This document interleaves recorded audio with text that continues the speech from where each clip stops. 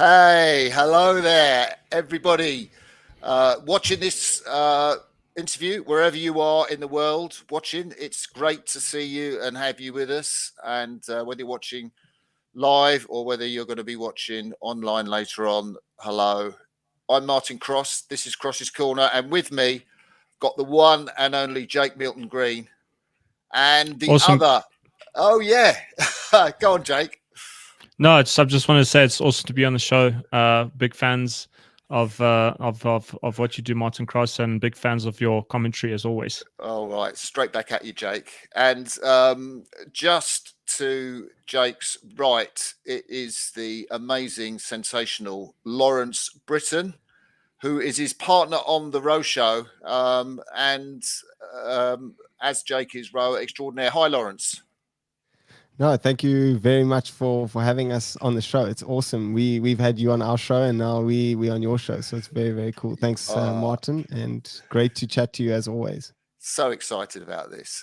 So before we get started, just a heads up from the sponsors of Cross's Corner, who, as you know by now, of course you do, it's Ludum.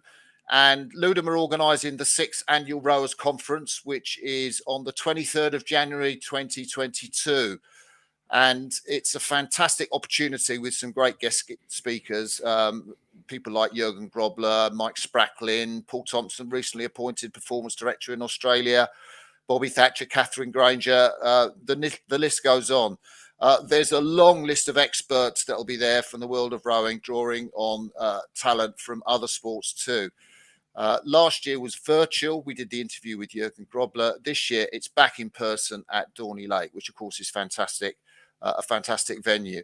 And tickets are available now at therowersconference.com with an early bird discount if you get in quick, and a discount if you listen to Cross's Corner and put a code in, and you'll get a 20% discounts on tickets. So some of the confirmed speakers include Mehdi Cordy, PhD, coach and scientist at the Royal Dutch Cycling Federation. Get across what's happening in cycling. He's also won Henley with Molesey. Grace Prendergast, who I know Lawrence and Jake have chatted to, with her pairs partner Kerry Gowler, Olympic and world champion rower, and Dr. Kath Bishop, Olympic rower and former diplomat, former world champion as well, leadership speaker, consultant, coach and author. The whole thing will be streamed live, and the keynote talks, you can watch it and watch on the action if you use the code Crossy20 at the checkout. So there we go. That'll go along screen. Rather long introduction, but I think it's worth it. Do you guys ever go to rowing conferences? Not yet, at least.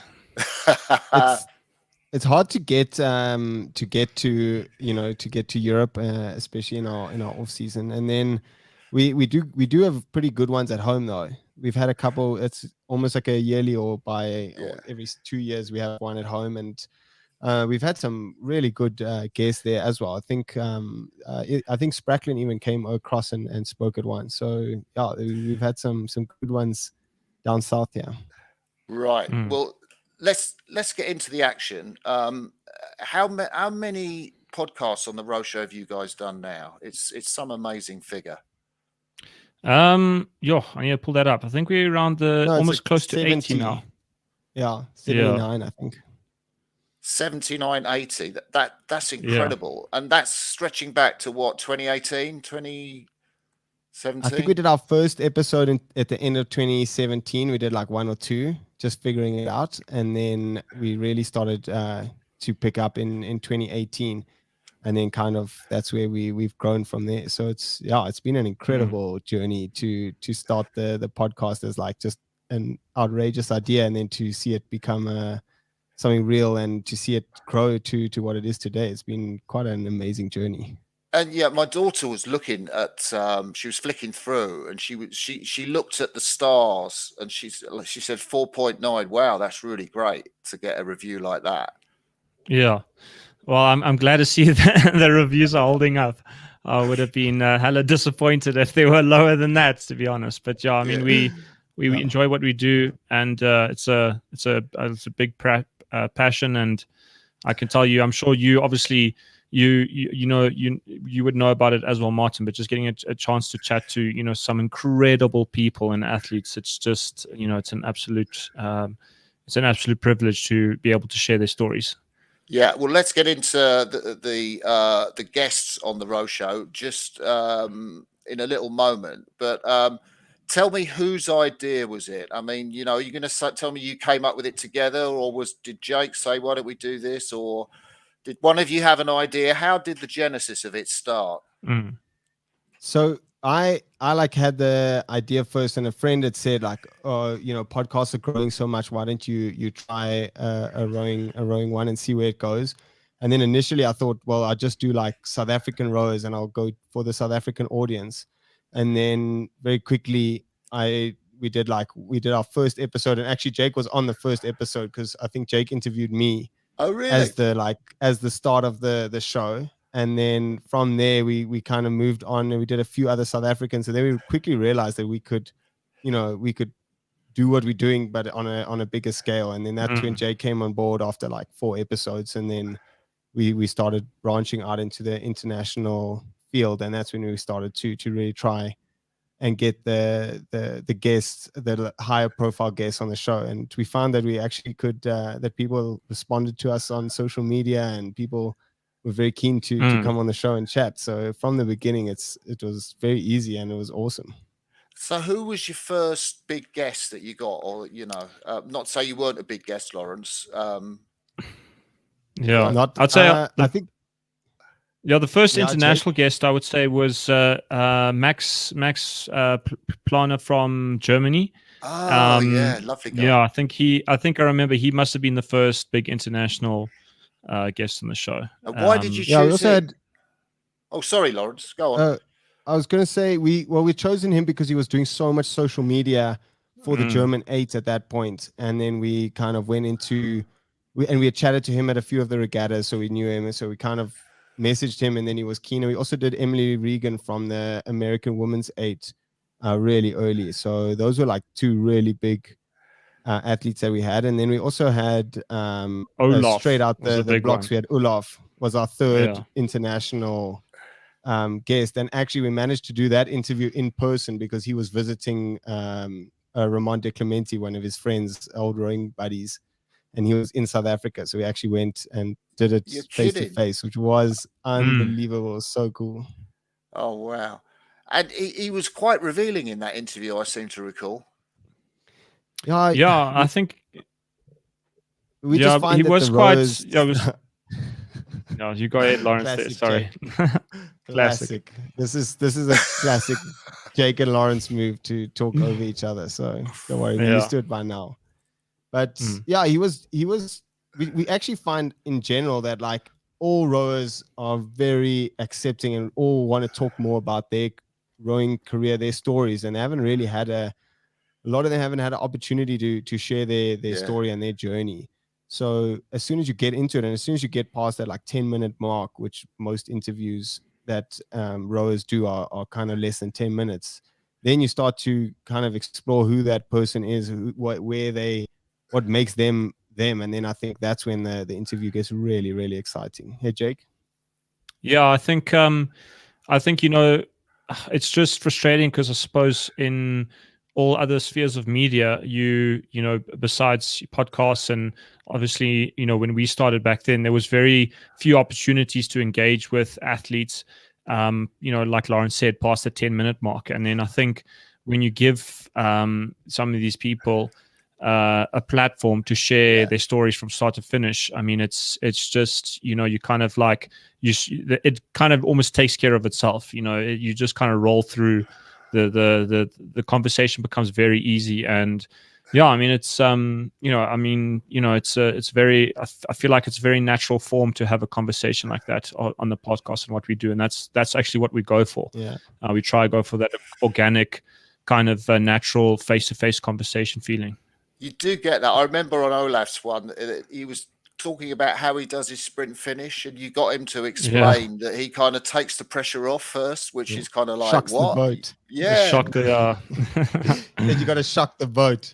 No, it was it's really special, and I also think a big element is that we're not trying to, you know, look for a spicy story or, you know, something controversial. We're just trying to explore that athlete's journey and like their results. And and often you look at the results and you can see something was funny because there's a result that's out of place or something, and then that's where usually the big story comes from. And then it's very natural, as Jake said. We're not trying to force anything and trying to look for anything controversial. Yeah. Well, who stands out? You've mentioned early interviews with Max and Emily and Olaf. What a catch he was. But from your interviews, I mean, what moments stand out? What interviews stand out? I know you've done so many people. Yeah, I'd say for my sake, I think obviously Olaf was quite notable. Another one where I'd say just from as a student and of rowing, I would say speaking to Drew Ginn quite early on. Just aside from the podcast, I mean, doing it for the podcast was great, but I was like, this is a good opportunity for me to learn something. Yeah, and I think speaking to him was awesome. But I think besides that, I think Eric Murray was fantastic. He's such a awesome guy, and we just developed a very smooth conversation with him. We've spoken, to Kerry and Grace recently for the second time, and again, really? they are they're very easy people to speak to. I think you kind of get a really good go between. Zino Muller, definitely, I would always remember his interview is quite a roller coaster one. What's that? He's just, I'd say, he kind of, he came on the show and then he said to us, as we started talking, he was like, okay, guys, I only have 1 hour. We need to be done in an hour. And then he was sitting outside. There were wind chimes. And, he was quite difficult to chat to. And we're like, we didn't get much. Like 1 or 2 questions. We got like 1 or 2 questions in. And he just hijacked our plan. And he went completely off piste and ran his own show. But he was awesome. That was awesome. Yeah. Yeah, I mean, like Hamish. Hamish For also. Me, was cool. Hamish was incredible because we had spoken to Eric and we had like that side, and Eric has always been quite outspoken about his his career and his performances and stuff. So we had that like big foundation, and then Hamish always seems a little more secretive, a little more sly. And then when we had him on the show, he was opened up and really dug in on his career, on his stint in cycling, on his return back to the 8. And I mean, just such a absolute phenomenal athlete. So yeah, I think that for me that's our or at least my favorite. But every single interview we do is like a little bit different. The athlete brings their own personality to it and a little twist. So there isn't one that I don't enjoy. I'll go back and listen to all of them. Yeah. And what sort of audience do you guys get? Do you know much about your listening figures and that sort of thing? Yes. So we on like we get, I think it's a lot of masters rowers, a lot of kind of and club rowers, a lot of club rowers in their 20s that are just that are so passionate about the sport and they want to hear more, and they love watching racing. They love listening to Martin commentate the athletes down the track, and then they just want that little bit extra. So then they come across, and we have an amazing community because we've also started our Patreon account where people can subscribe and join us.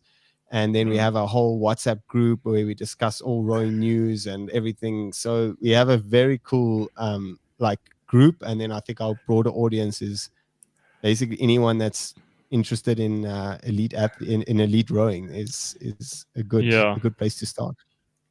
Yeah. So would you recommend guys to subscribe via Patreon? Because do you get the WhatsApp group via Patreon as well? Yeah, you do. I mean, yeah, I'd say, the Patreon is amazing because it helps us, develop the podcast further. But I mean, any sort of support is fantastic, and our Patreons are actually amazing. The ones that's literally the heartbeat of the show. When we started the WhatsApp group, I was quite overwhelmed with the kind of level of engagement and support and just the general interest that our supporters had on Patreon. So they're amazing people. But just listening to the show, talking to people on social media, it's amazing. I mean, the support is great. How do you guys get your news? And because you throw these things into the row show about so and so's not got in the quad, or there's been an accident here, or so and so's had time off for training. Have you got a hotline to the row? What is your secret?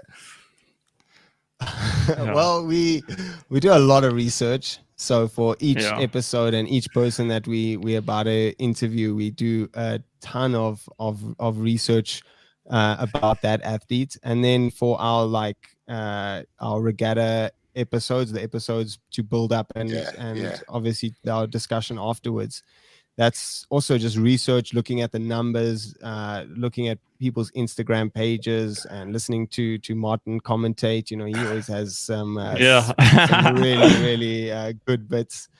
And then again, our WhatsApp group is incredible. That's really helps us because people will put on, they'll put articles on there that are from like the German news somewhere, and I don't even know how people find some of the articles they put on, and then it really sparks awesome discussion all the time. There's just always a little trickle of rowing news coming in there. So you just gotta look though. It's not it's not always just right there in your face. Have you ever had a challenging interview? Apart from Zeno. Zeno was quite challenging, but I'm trying to think now. I would say, Jake, I would say so we always say, because we don't do our episode live, we record it and then we edit it afterwards. And then we always say like, well, don't be too stressed if like, there's some noise in the background or like, there's some disruption. And then Eric Murray took this to heart because he was eating like a packet of crisps chips in our interview, and like eating it was this crunch just happening the whole time. And honestly, I tried so hard to cut it out, and there was just nothing that you could do to lose it. And Robert Lucan from the Dutch 8 also, he went to the bathroom, had a pee whilst he was like live on our show. We were like, what are you doing? So that was really funny. How do you think it's affected your rowing? Because you listen to all these men and women telling the stories about their psychology and their technique and all that kind of stuff. And you mentioned Drew Jim was a particular highlight, but how's it affected the rowing that you guys have done? Yeah, I would say it's a double-edged sword in some respects, because obviously you listen to the athletes and you get such good insights, but I think from my experience, and I'm sure Lawrence has got some to add because I know he's been into trouble a few times, but you learn a lot from, like, you speak about the training, the rhythm, the approaches they have to training. A lot of the stuff you can, obviously there's a lot of knowledge you can take from it, but there's also the aspect of they come from a very different background, a very different culture, very different context to how they do all of these things. So it's not a case where you can copy paste. And I found, you might want to implement something that the people you're talking to are doing, but there's a whole lot of other variables that got cut that they have with them. If it's, it could be personal, it could be related to the team, like I said, the culture, and that goes in place with everything you're doing. And then like another easy thing is talking about Drew Ginn and that easy Aussie rhythm that's so distinctive. Yeah. In South Africa, we have a different way of doing things, and I know Lawrence is a big fan of the Aussie rhythm, and trying to change the way we do things, I can get you into a bit of trouble. So what? Tell me about that, Lawrence, because that's really interesting. Yeah, Drew got us into a lot of trouble. I was already, like, I've already rode a lot of that Aussie style rhythm. Even as an under 23, we did a bit, and I always feel like it's the better way to do things. But then it's actually more about everyone buying into one way, and then bringing that in and trying to make a change is often a very disruptive element in the boat and element in your team. So we try and keep it pretty simple. I think it's more about learning about how broad rowing is and how many different ways there are to do something. But when you get in the boat, you have to be fully committed on your ideals and your team's goal and your team's kind of your team's how they row and their identity, that you really have to keep that solid. And I think if you look at our results, maybe if you compare our results to the row show, then maybe we've gone off the rails a little bit, but I don't think that the two are related. So I'm imagining that a standoff between you and Roger Barrow, your coach, in terms of, we should do this, and him saying you do it this way. Yeah, basically, Roger said if you want to row like that, then he won't coach. He will not coach me if I row like that. And then so basically I had to choose, and then I obviously had to choose. I obviously went with Roger, because there's a reason that there are these amazing coaches around us, because they make a huge difference to your results and your training. And you definitely not. There's no. I don't think that any medalists at the games that did it on their own without a coach. So I bowed down. But I also, it's again, it goes back to that belief of the team. And if if Roger's not comfortable in coaching in a different way, then how does that trickle down through the team? And if the team is trying to change things that he doesn't believe in, then also doesn't work that way. So I mean, it was a difficult thing, and I was quite stubborn for a while, but then after a bit we kind of went back. Months? And then once no, it wasn't very long. It was a few, like a preseason, and then once we really started going, because also you have to buy into your team. And then and this year, when we all bought into the kind of traditional spin the hands, float the slide rhythm, we had some of our best racing and our best rowing that we've ever had, I think, in the team. So you can definitely do it both ways. It's not there isn't a right way and a wrong way. So it's moving the hands is one big difference. I would say that I would say the big difference, the two major themes of rhythm are that pause around the finish and then moving into the catch, or moving around the finish and then running the slide for a longer stroke. Yeah. It's quite interesting. I was just reflecting there because obviously Hamish listened to Drew's or watched his video and then thought, wow, this is it. And then talked to Eric, as I understand it. And then they went and tried it out. And their coach, said, what the F are you doing? And it was kind of like, bam, the two collided, and they basically said, we're doing it this way, mate. And I think that was pretty much it, wasn't it, for 2011 and 2012? And then I think if in our Hamish episode, he really goes into the Dick Tonks Hamish debacle, and he went into it, and it was, I think it was a lot of elements. But I think once like a team and the coach start having different ideas, then it becomes very difficult to kind of, rowing is all about pushing the ship in one direction, in one perfectly straight line. And as soon as there's forces pulling it in a different way, then it struggles. So what's it like to row in South Africa then? Because in one sense, it's a very big country in one sense, but I guess the rowing community is relatively small in South Africa. Yeah. Well, I mean, like straight off the bat, I'd say South Africa is definitely we're blessed with fantastic weather and climate. I mean, the winters are very mild here, and the summers are usually quite nice and hot, nice and sunny. And then I mean, our season, we typically start in October. We usually do like one regatta in the end of the year, and then typically the local season picks up between January, and then we have senior SA champs, which is at the end of March, beginning of April. Yeah.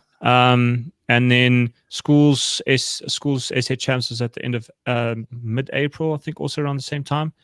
And then there's a big edition of the boat race happens in September, and that's always a huge, massive event. It's what everyone trains for during the winter. So that's about that. Oh yeah, we've done it. Lawrence has done it a good 8 times. I've done it. Wow. I've done it 4 times. Yeah, and it's awesome. Wow. It's amazing. Yeah, I was going to say for rowing in South Africa, it's quite small, but it is incredible. And our school system is quite massive. Actually, we have a lot of school kids that row, and then our water is we don't have like a lot. Like every town doesn't have a place to row, but the few places that we have are some of the best rowing venues in the world, in my opinion. You know, we always post of where we go up in Lesotho on our like high altitude venue, and the water is unbelievable there. It is the most incredible place to get on a boat. Do you think it's almost too good? I mean, because I heard, Stefanos, when you talked to him, say that in terms of practice, he practiced in rough water in Athens, and that's what helped him in in the races more than the final.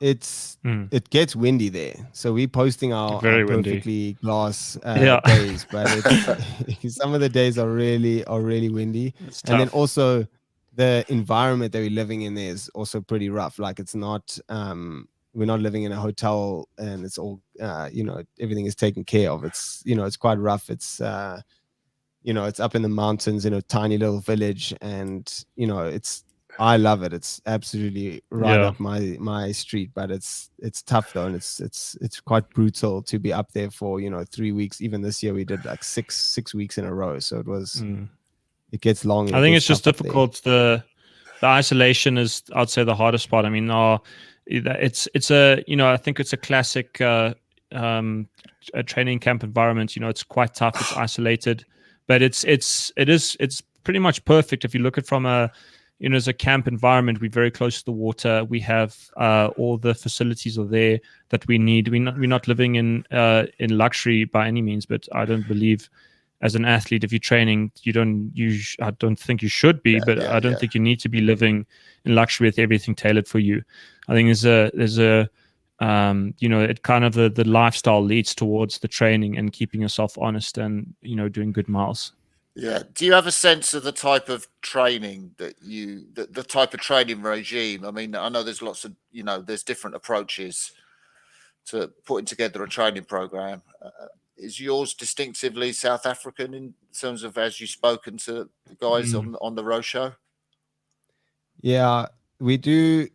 I would say like there's, because the kind of extremes are like, I don't know, like France seems to do like a lot of steady state, low intensity, not a lot of high intensity work. And then, and the American women as well seem to do a lot of long stuff. And then it's like the Danish do just only sprinting basically. So we kind of in the middle, we do a huge amount of mileage, but then we also have intensity basically every day. So I don't think it's like, I don't think it's really that different to, especially to the Kiwis that we've chatted to. It's not, it doesn't seem like on the other side of the world, but it's, I think everyone just has their own kind of little niche ways of doing it. Yeah, I would say the South African, we don't have like like our little thing that we do. I think it's it's a collection of things that we do that I would say you would find pretty much a lot in common in other environments around the world. But I mean, to be 100% honest, we speak to a lot of athletes, but I'm not entirely clued up with what other people are doing around the world. So yeah, I mean, we do, we follow the polarized approach to training most of the time. So most of the time at a very low, easy volume, and then you have a couple hard sessions, which obviously we pretty much, like Lauren said, when we in our peak part of the season, we're pretty much doing something at that high intensity every single day. But if you take it in the grand scope of the whole week and all the training we do, that intensity stuff occupies a fairly small percentage of the overall volume. What's your favorite and least favorite sessions then? I think for me, any sort of like competitive shortish distance, closer to race distance, like 1,000 to 2,000 meter, multiple pieces on the water. That's my favorite. Least favorite, anything long distance. I'm not a big fan. Yeah. And yet you were doing that that endurance run at the just this weekend? It's two different monsters, Martin. Yeah, I think it's when you're following, it's different when you're following a set regime. Obviously, you don't choose to do. I mean, you choose to be there, but you're not the one setting the program. Whereas, I mean, this is quite a bit different. Just tell people how you got on and what you were doing, Jake.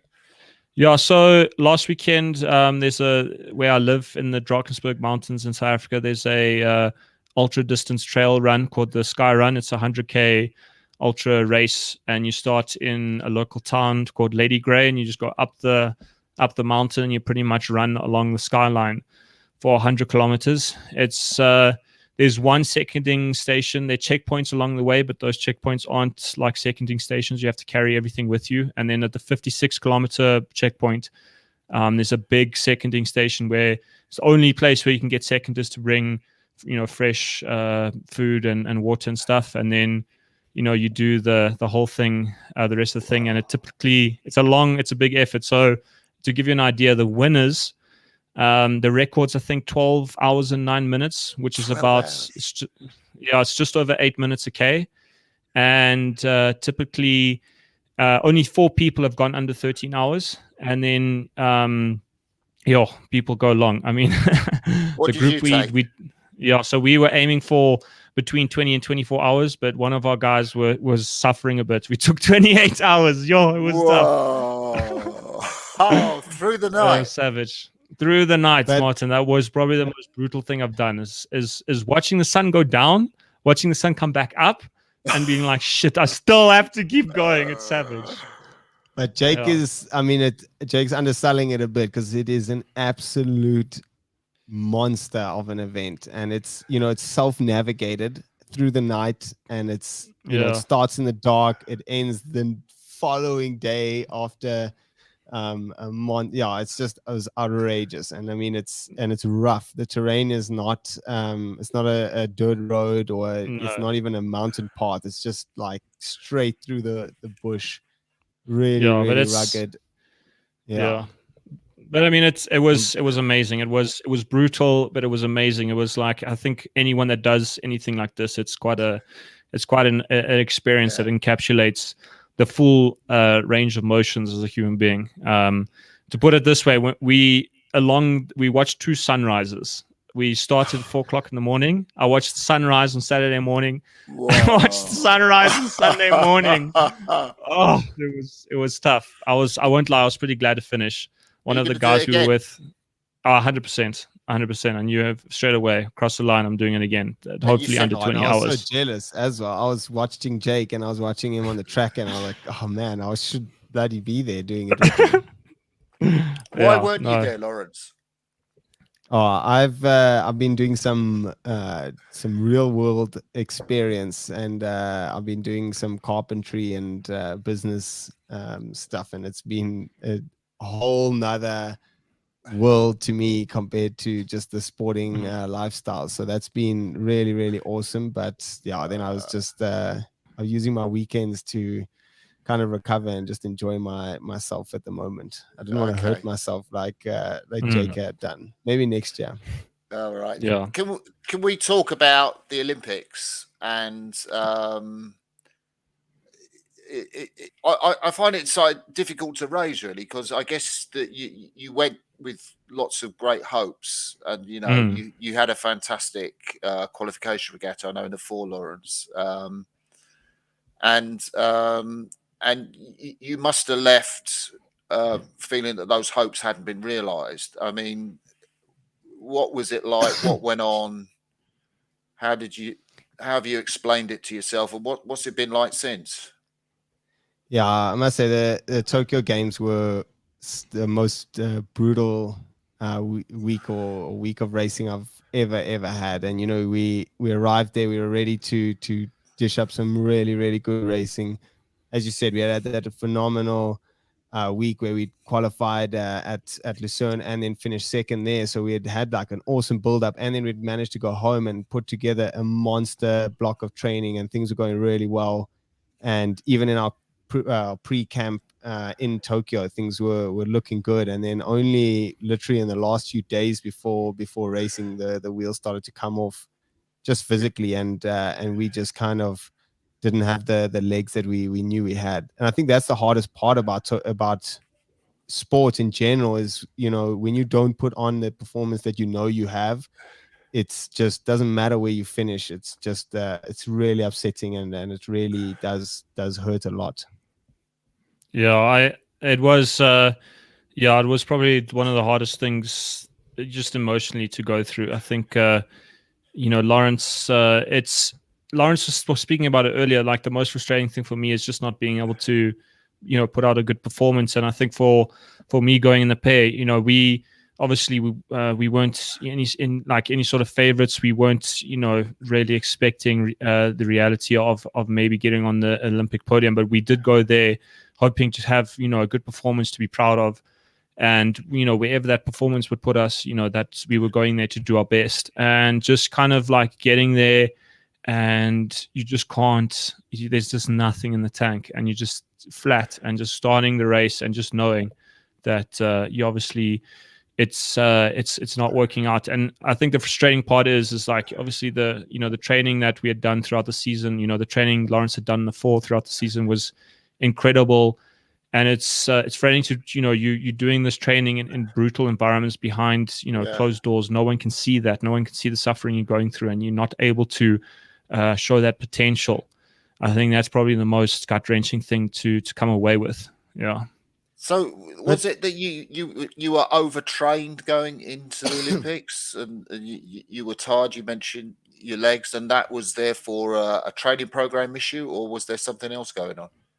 Yeah, I think it's a training program issue. We just had, or even just a timing issue. We just had overcooked ourselves a little bit too much, probably before we left home, and then like we actually handled the travel really, really well, from South Africa to Tokyo. So the gas went on straight away, basically, because guys were feeling good, and we really pushed hard in Japan. And then also I think a big element was, on the other side of COVID, where, we had an unbelievable season where no one had got sick. People hadn't got injured. So we had just managed to like string together these like huge weeks of training where no one was ever taking the taps off. And then, after Lucerne, where you get that sniff and you think, okay, cool, we're so close now. We just need to really push on here. And then, you kind of overcook it, and going that little bit extra becomes your worst enemy.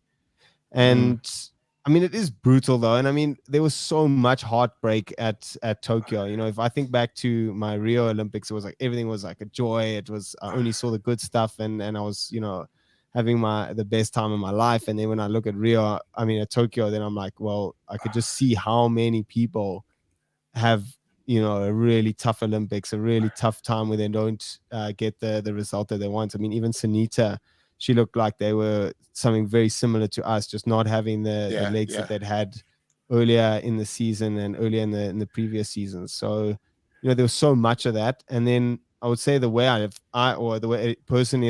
dealt with it is the fact that, the public and the world is judging you on your last week and your those races. But as an athlete, I had one of the best seasons of my career. I'd had an awesome crew. We had such amazing training. We had come through COVID. Things were going well. We had cool racing in Switzerland. So I actually really, if I cut out that last week and I just burn it from my memory, I actually had an amazing season. So I think as an athlete, that's important to take away the you have to look at your career in its entirety, not just the end pinnacle, which is the part that we get judged on. But if you don't have that, then you got to look somewhere else. It was interesting, I think, because you were almost straight into the podcast again, and I just wondered, did that help you, or was that challenging for you, talking to people who been on the podium and that sort of stuff? Actually, I would say it was. I didn't really have any sort of feelings of. I don't know what the correct emotion is to feel. I suppose there isn't really a textbook to follow when these kind of things happen. But no, I thought it was actually a bit of a help.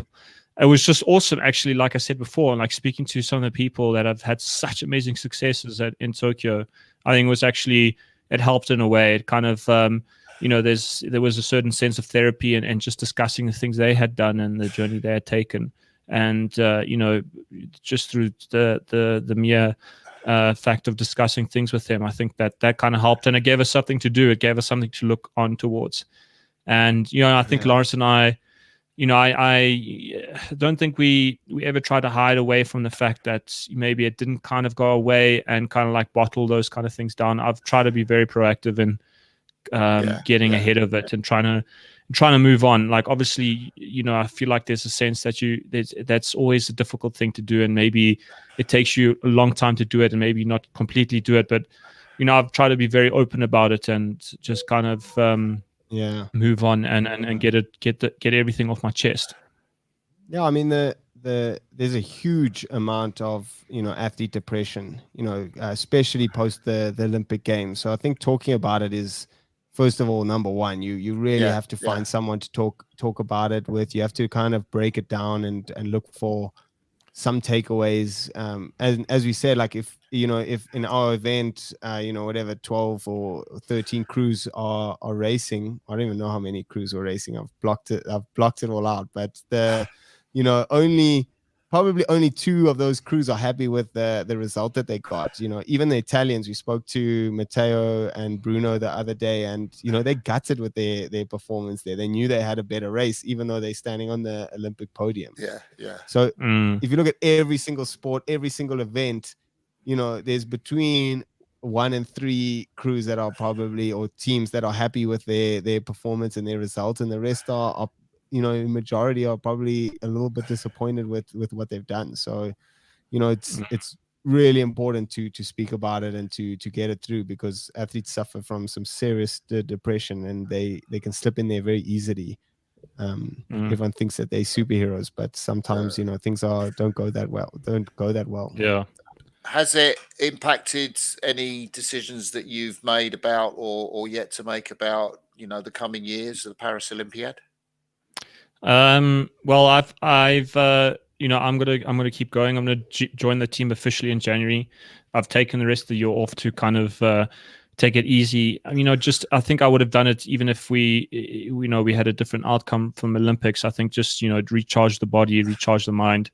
Doing the sky run was also very much it was a fun thing to do, but I also wanted to give myself something to work towards, and something to keep myself busy in terms of the training wise, staying fit, because I've been in positions in the past where I've gotten unfit and then come back to being fit, and that is the worst thing to do.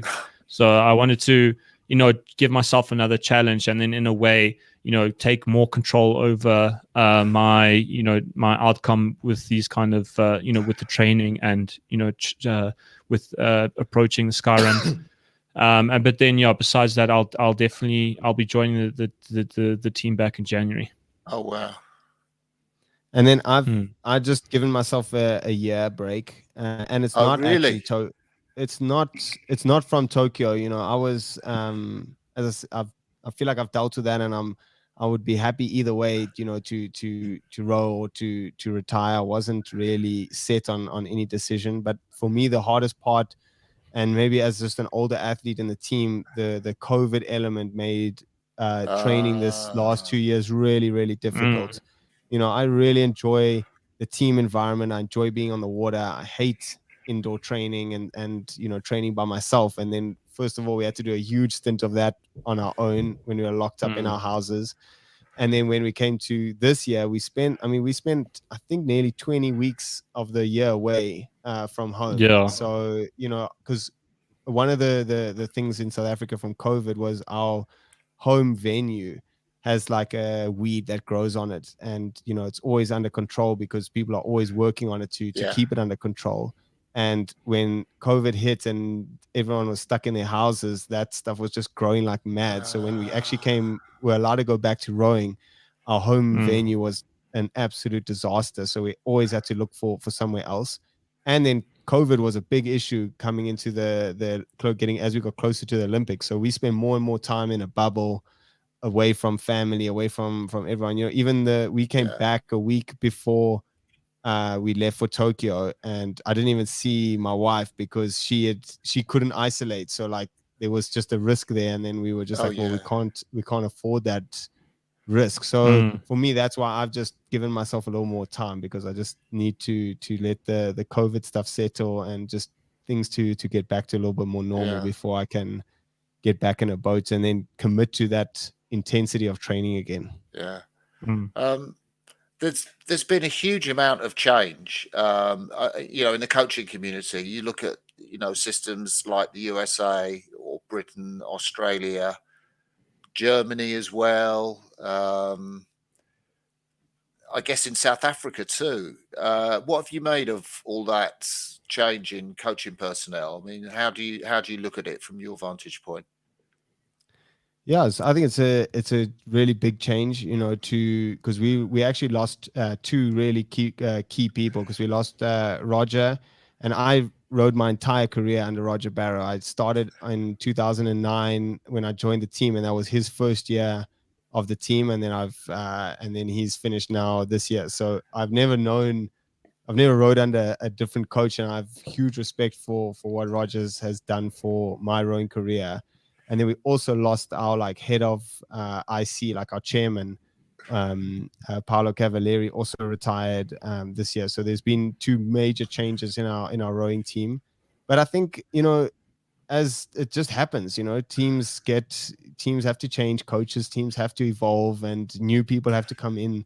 As you said, how many different countries are looking at a new coaching team this next Olympiad? So I think it's quite exciting. I think it allows more opportunity and a bit of change, and we'll see what comes of it.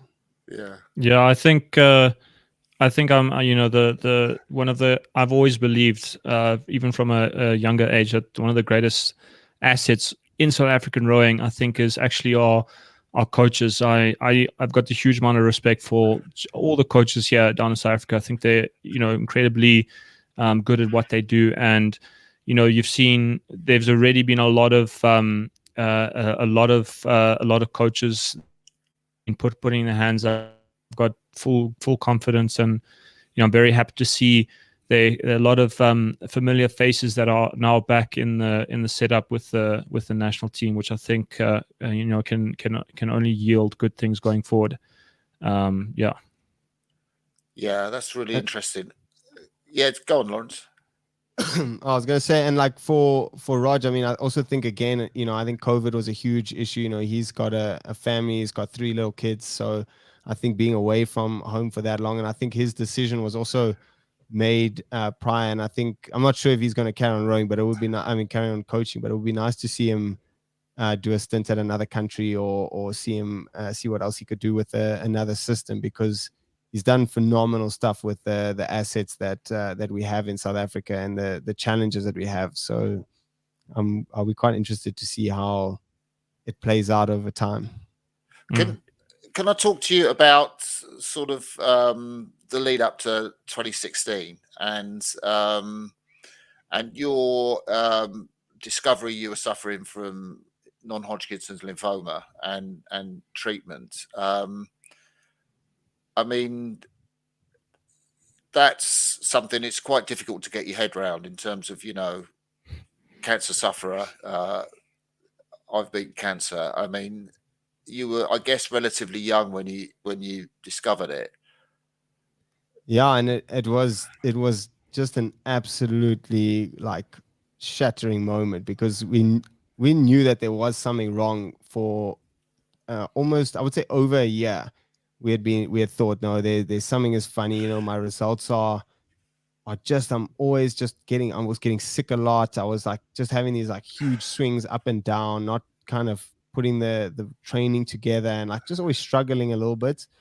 And I mean, we had gone through absolutely everything. We had tested. I thought we had bilharzia from the water. I thought we had this from that. And then we'd try something, and we'd get an improvement, and then we'd think, oh, we fixed it, and then we'd train for a few weeks, and then suddenly then something else would happen, something else would go wrong. So it really took so long. And then I think the big one is that the big kind of the biggest symptom is just fatigue. And then as an athlete, you're just tired all the time. You expect to be tired. You don't expect to, you just, that's how you live.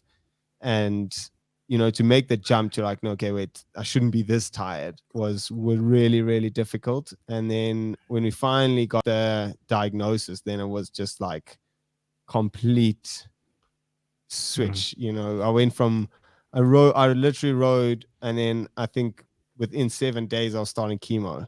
That quick. It was, it was so quick because it was when they found it. So it was Hodgkin's lymphoma, and it was stage 4 already. So they had to stage 4. Yeah, they went straight into like the most hardcore chemo, and it was brutal. But it was. What were you thinking, Lawrence? In that week, no, I was thinking like, holy shit! I thought I had like, I wish I had Bohaza, or I wish I had something mild, and now I couldn't even. You can't believe it. I mean, if someone tells you that, it's like, it's just kind of that ringing in your ears. Like, no, you didn't just hear that. And did you fear for your life? I don't know. I don't know if I feared for my life because my dad is a doctor, and he specializes in blood disorders and Hodgkin's. So I did all my treatment through their practice, and there's some phenomenal doctors there, and I really paid attention, and I really tried to do everything I could. And it's kind of out of your hands with cancer. Things can go really well, things can go really badly, really quickly, and there's not like a set way of doing something and getting the results. So I just kind of committed to everything that they'd said and try to go through it like that, and just trying to take the like athlete mindset into the treatment and trying to get through it. And it was really tough, but I mean, it's also everybody that you speak to is touched by cancer, so it's a really, really tough thing to go through as it going through it yourself, or as going through it as a family member or a friend or something. I was going to ask Jake, what was going on for you when you heard the news? I'd say I was still fairly young at the time, but I mean, Lawrence and I have always been pretty good friends, even from the early years. So I'd say it was brutal to find that out. And then I've had my own experience with cancer in my family, so having someone like Lawrence get it, and it's just crazy to see someone that you've been training with day in and day out, and then go into chemo, and then the transformation that the chemotherapy has. Lawrence losing his hair, putting on so much weight, and then coming all the way back. I mean, it was one hell of a, it was quite something to watch a friend and a fellow teammate go through. But I mean, shit, it was crazy, I must say. Did you take anything from Lance Armstrong's journey? You've been quite public about that and written a book about it. I don't know if I can swear on your show, but fuck that guy. I hate Lance Armstrong. If there was one person on this planet I could get in a cage with and fight, it would be Lance Armstrong. The amount of respect for athletes that guy's robbed from me is so upsetting. It makes my skin crawl. Lawrence was well known in the team. Lawrence was a big fan of Lance when he was younger. And I think it was a big disappointment for Lawrence. I honestly hate that guy so much. That's interesting. I was kind of trying to get is this between 2014 and 2015 that we're talking about now? Yeah, so I got diagnosed in October 2014, and then I joined the team back. It was like an extended join because I had like some serious rehab. I did no training during my chemo, and then I had about a month to 2 months of like low intensity rehab after the chemo before I could actually start doing anything proper. And that seems quite quick. I mean, that seems. I would have thought the treatment was over a longer period than that. I did 6 months of treatment. I did 5 cycles of 6 weeks, I think. Yeah, somewhere But like that. I think it was about 6 months. You managed to come back for the 2015 World Championships, which Yeah, I is couldn't insane. I could not believe that I made that crew, because that was another time that I had to have a little fight with Raj, because I was just coming back and I was still obscenely fat because I'd put on 20 kilos during the Wow. chemo. So I was like, I think I started at like just over 90, and then I finished chemo at 110, and then I had to come Whoa. all the way back. And then I'd had this fight with Raj because I'd like done all the rehab, and then I got into I was training in the single, because obviously I couldn't row with anyone at that point. And then the senior SA champs was coming up, and it was going to be my first race. And then Roger's like, cool, you can enter B singles. I just fight with him. I was like, listen, I don't care how unfit I am. I'm an elite athlete, and you can't enter me into a B event. And then we had this go around like, no, you're not ready to race the A guys.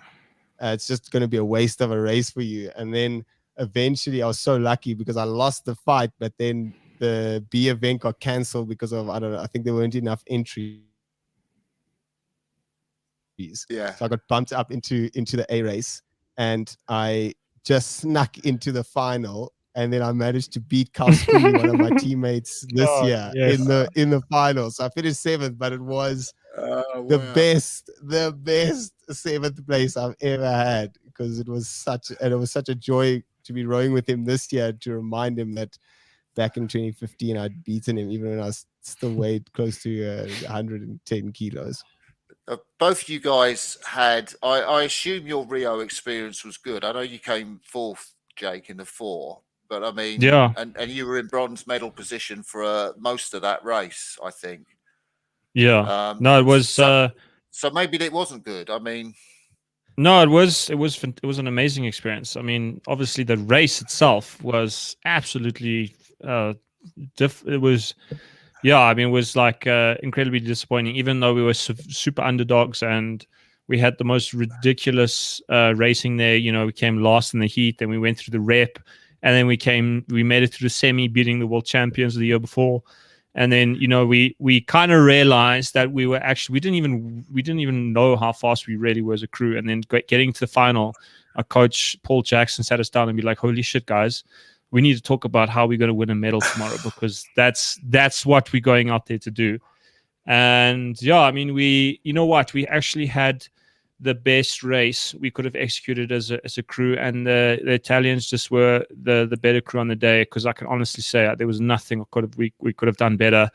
We executed the perfect race profile. We even had a faster last 500. You know, it's just the Italians with their distinctive sprinting ability were just a little bit better than us, and it was heart wrenching to kind of lose out on that medal. But I think for someone that, you know, it was just that year, making a boat to try qualify for the Olympics was a huge thing for me, because beforehand, you know, I was still relatively new in the team. My first world champs was the year before in the Cox pair, and then making an Olympic boat class in South Africa, then going to qualifiers, winning qualifiers, and then, you know, going to the Olympics. It was a roller coaster year, and we had so much fun. Like, the race itself was disappointing, but, you know, we quickly got over it. Lawrence had won the silver medal, so it was just amazing to celebrate that with him. And then, you know, spending the week, we spent a good holiday in Rio afterwards, and just soaking up the whole experience was incredible. No, but I look very fondly. That was one of the most amazing times of my life, was back in Rio. And just to do it with such a great bunch of guys, you know, Vince, John T, and Noddy, was just it was a good crew.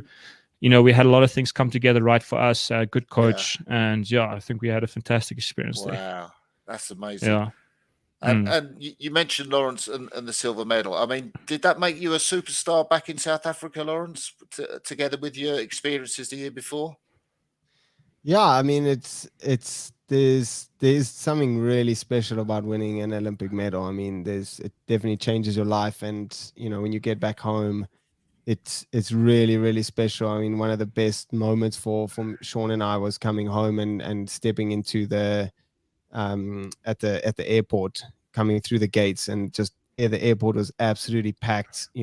All the levels. I think there's a couple levels as you walk out through the gates, and it's just was absolutely packed, flags everywhere.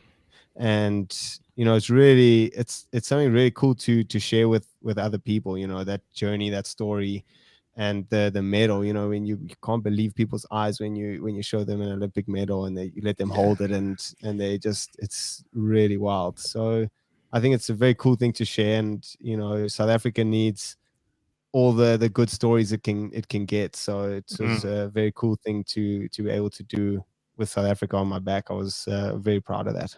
I watched your race again today. In fact, I watched both your races in the Olympics today. And I was really struck by how fast you went out. And the commentator said, yeah, these guys went out fast in the early rounds. They're really quick to 500 meters. Was that your distinctive style?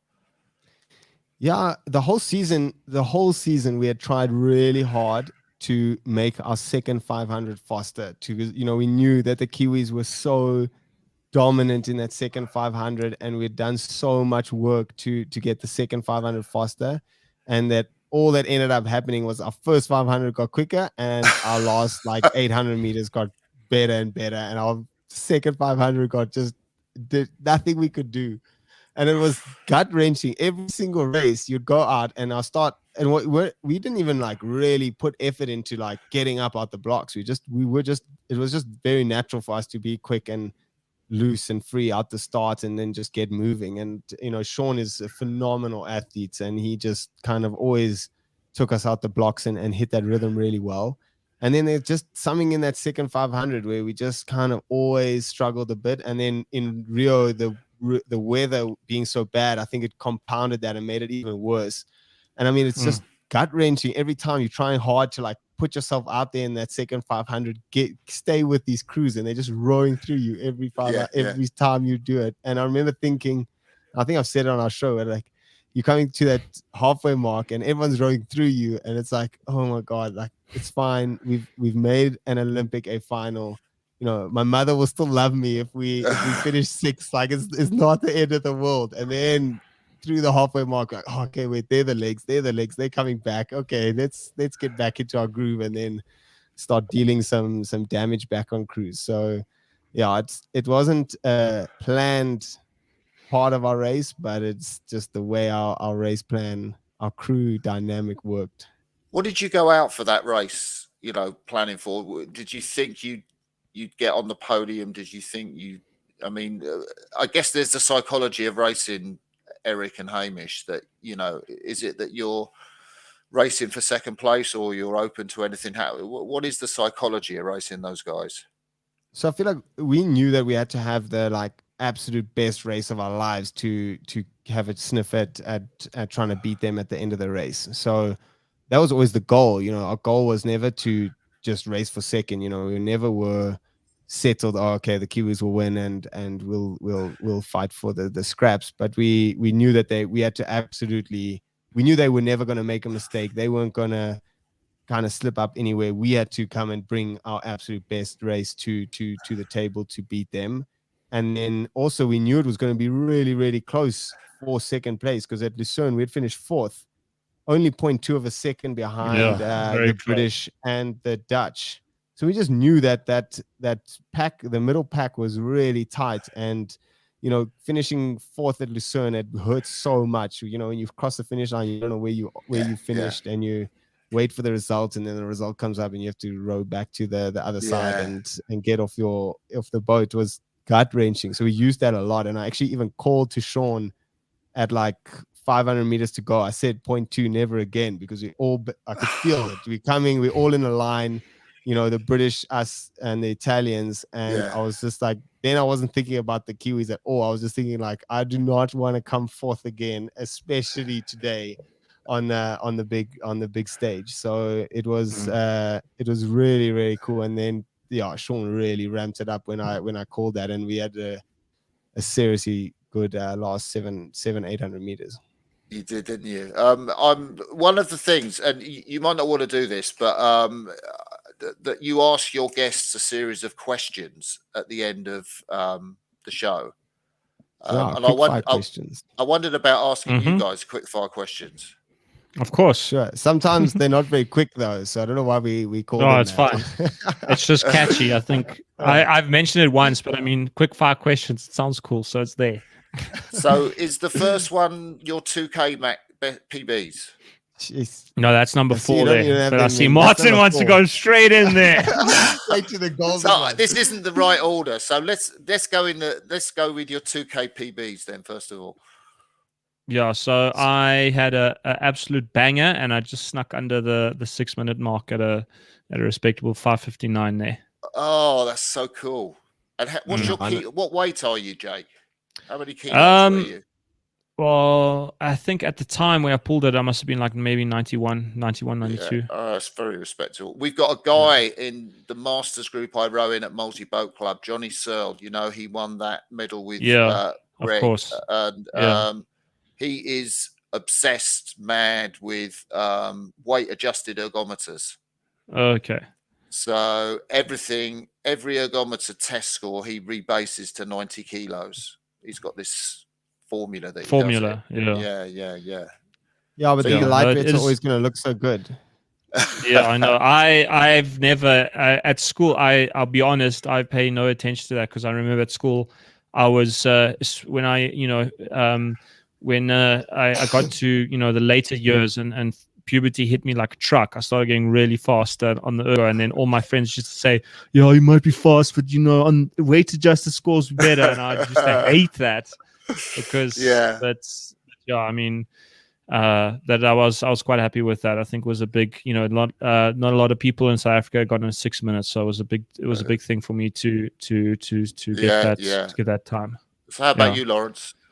No, also I've only done 5:57, and only? I'm pretty chuffed with that. It's been it's really good. I'm super happy to have gone under 6 minutes. I went under in 2016, and then we did it again this year, and. Yeah, I don't know why. Like our South African times are we're just not on the same level as the rest of the world. It seems when we ask other people what their scores are, I can't believe what their results are like. We do pull them at altitude. Our Pretoria home base is at 1,500 meters, so that has an element to play in it. More than the weight adjusted. More than the weight adjustment, yes. But yeah, I think we pull at altitude, so that doesn't obviously help. I think, but times are the times. The water is the most important thing. And there's another question you ask about what events you'd like to row in if you had the choice in the Olympics. I think. Well, I'd like to row in the 4 because I feel like I haven't done that yet properly at the Olympic Games. Yeah.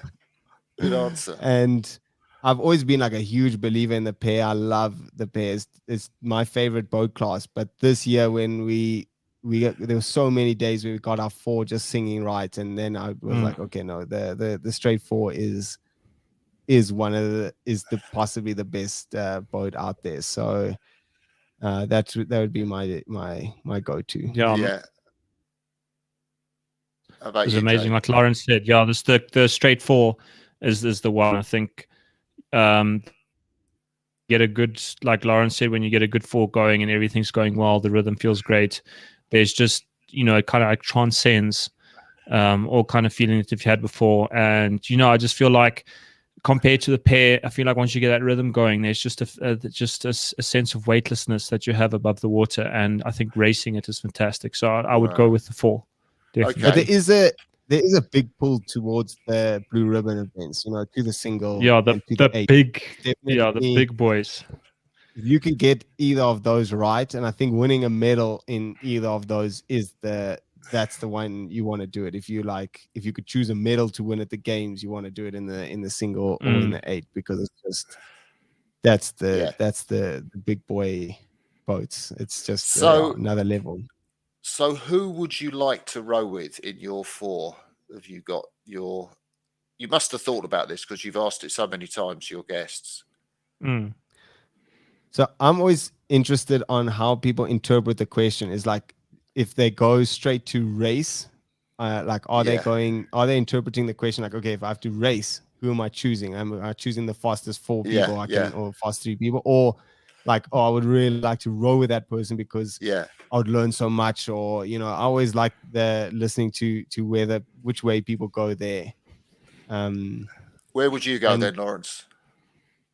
Well, I always answer the question is I already rode in the coolest four possible, because I have three brothers, and we always had this dream of rowing in a race together. And there's this really big South African race called the Grand Challenge, and it's South Africa's second oldest rowing event, or second oldest sporting event. Second to the Currie Cup rugby tournament. So I think it was started in like 1897, I think, or 1898, and it's been running, and it's a phenomenal race on the Buffalo River in East London. And we finally got the brothers all together, and we managed to come down the track, and we managed to win. And it was even sweeter because Jake was in the other boat. Always bring it up for Mr. Jake.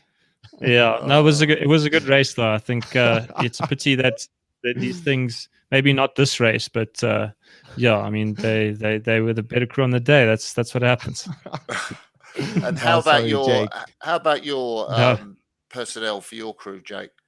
Yeah, so I would go with I would love to row in a four with my parents and my sister. I think they've been fantastic supporters of my career from day one, and since I've picked up the oar, my parents have become super rowing supporters, and they love the sport, and they my stepdad has a lot of training on the ergo now. He loves it. Does he? And yeah, he loves it. I think that if I think in another lifetime they would have loved to have done rowing. So I think to get an opportunity to row with them would be fantastic.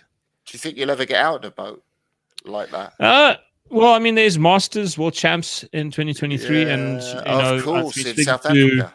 Yeah, I've seen my parents about it, so maybe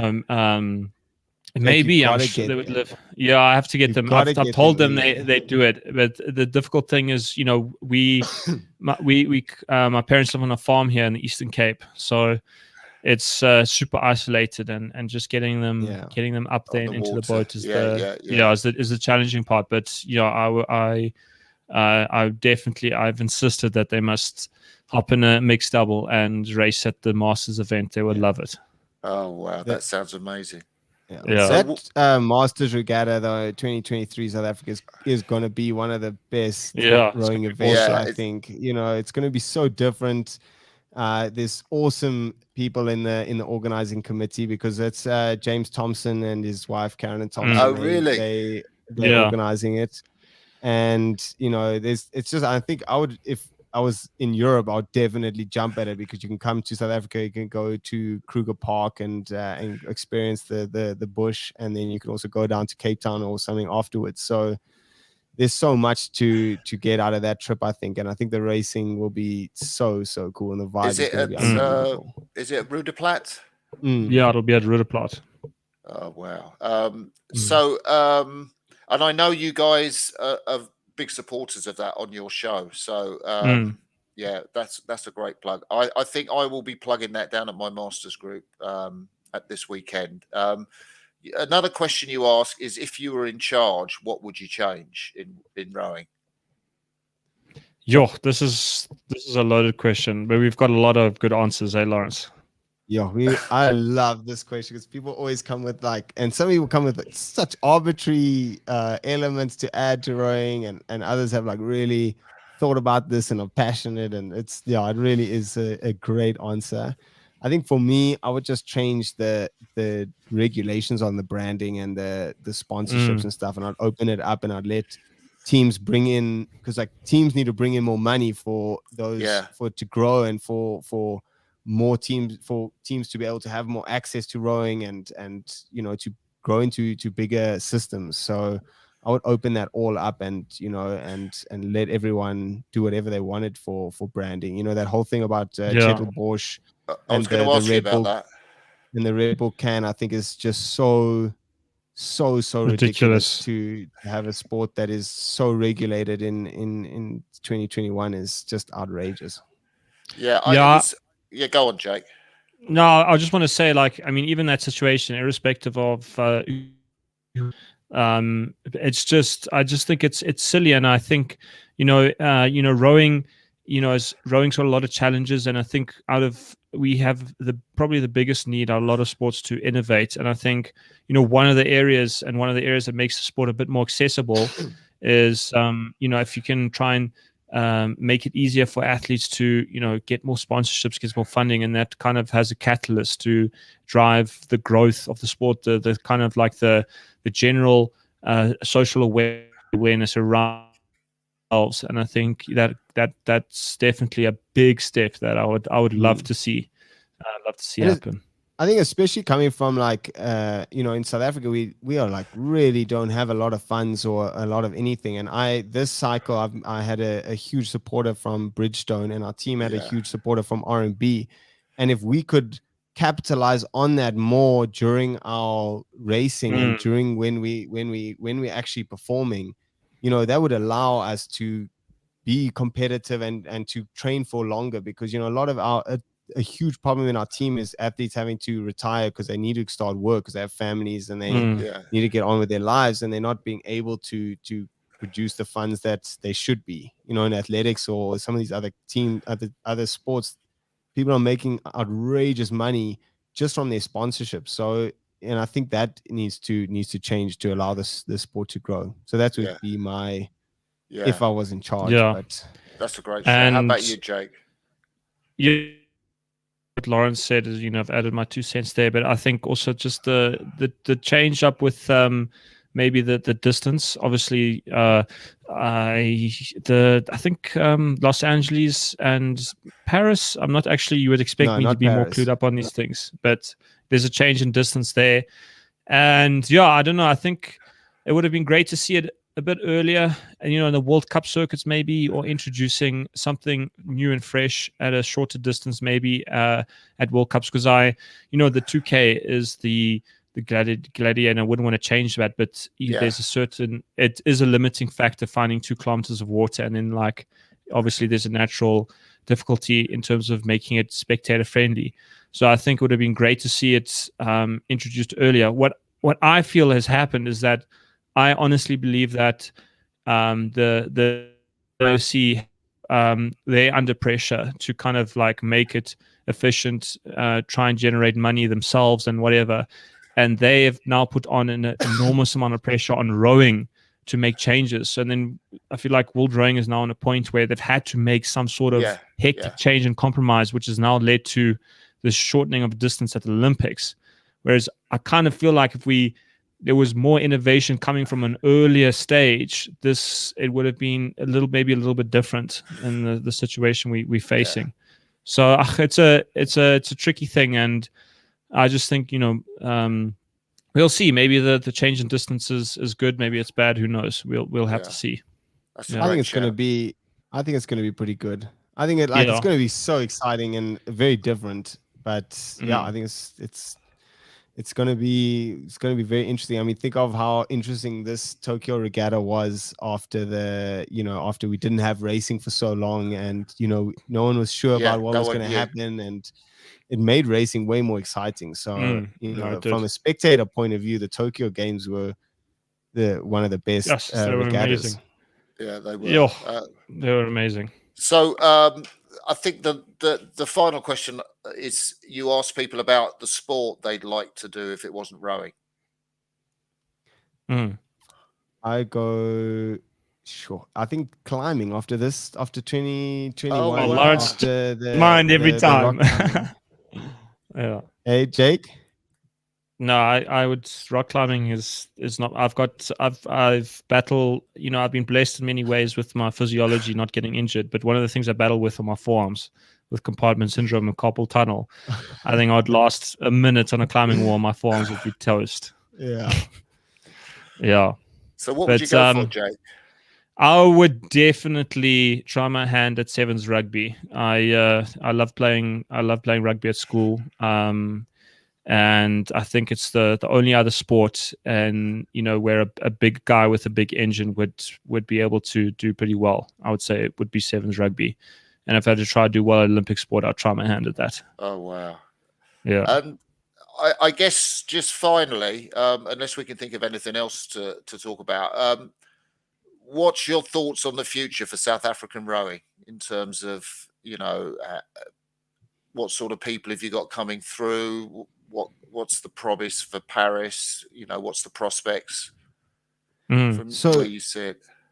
So I would say that the team is going to take a little bit of time to adjust. New coach, and after the Olympics, it's always a little bit up and down. So I think the next year is going to be just kind of everything settling down and hopefully just finding their groove.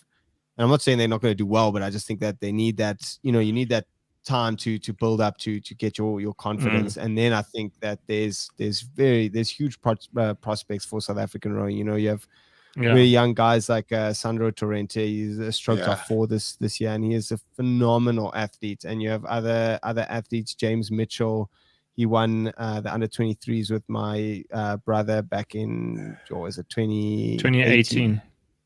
And there's a lot of hidden gems in South Africa. So if they can just string together a little bit of training and get a bit of support, then there will be some really, really good stuff on the cards for South African rowing. And we have some really, really good heavyweight women hidden around. So if we can get some of them into the boats, then we can really start to develop that side of the team. And I think there can be some really, really good results there. We have a lot of our girls, our top school girls, end up going to America, and then they go and study there, which is really good for their careers and their studies, I think. But it's really hurts the South African team, because it's hard to build that momentum when you're not having that continuity of athletes over the years. So it would be nice to see that. But I'm pretty positive. I think that there's some really good things, and the new coach Thiago Loureiro is an absolute gem, and he's really, really good.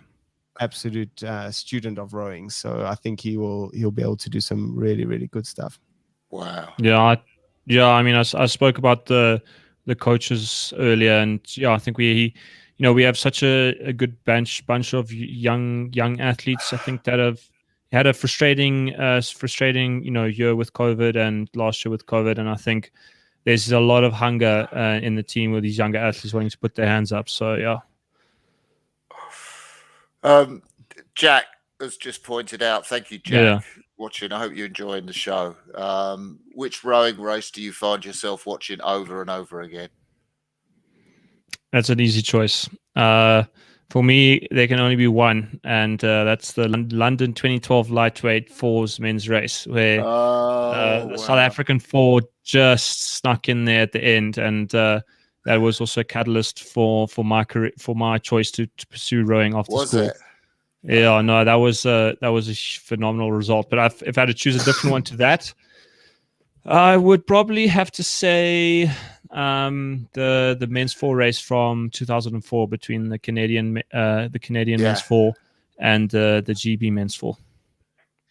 Yeah, I'm gonna just copy Jake completely, because that Lighty 4 race is unbelievable. It was. I was there as a spectator. We'd missed out on the games there, and it was so cool being there and watching them come down the track and coming away with the gold medal. It was unbelievable to watch that as a young athlete, to then have right in front of your eyes the realization that, oh my word, you can actually win at the Olympics if you train hard and you do the right things, and you believe it enough, you can come in and do it. So I think for me that was huge.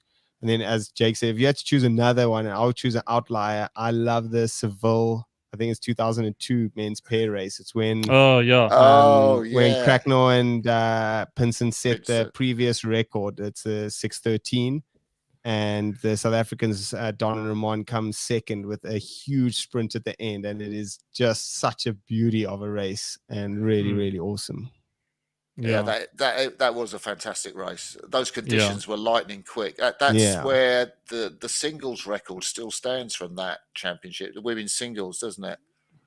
Well, Jeez, yeah. I'm not. I'm you drawing on your infinite knowledge there, Martin. I wouldn't be able to tell you offhand. Was it did she do 7:08, Nikova, something like that? Mm. I can't remember. Yeah, But I thought 707. 7:07. It was an awesome championships. Yeah. Definitely. Mm. Okay, so is there anything we haven't talked about that we need to? No, I think No. it was a good chat. You've been fantastic, Martin. It's been great coming on. No, Okay, guys. I do go want to on. actually ask something. I want to ask about for you what's happening next season and which races are you looking forward to, and what's your go-to event? What's going to be the event of 2022? Well, I find it. There's a few things that's happened. I think if the Sinkoviches are back in the double again, I find that really exciting because I imagine that the French are going to carry on till Paris. I don't know that. And I heard Hannes and Ollie are going to team up in the German double. Yeah, you're kidding. I think, we'll see. It was some social media that we were looking upon, and our Patreon group brought it up. So it's interesting. A lot of things happening. Yeah, I don't know if any Ollie's would have to move from Munich though. Although someone would have to go and live in his parents' house because they all have a nice. I think Hannes had just been down to visit that side of the woods and was training a bit with Ollie, and he'd put up a bit of a spicy post. But you never know until the World Cup season, until people actually put their names in the boats and come down the track.